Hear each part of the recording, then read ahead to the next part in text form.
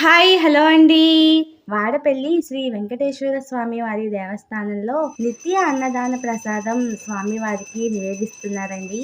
మీరు కూడా చూసేయండి.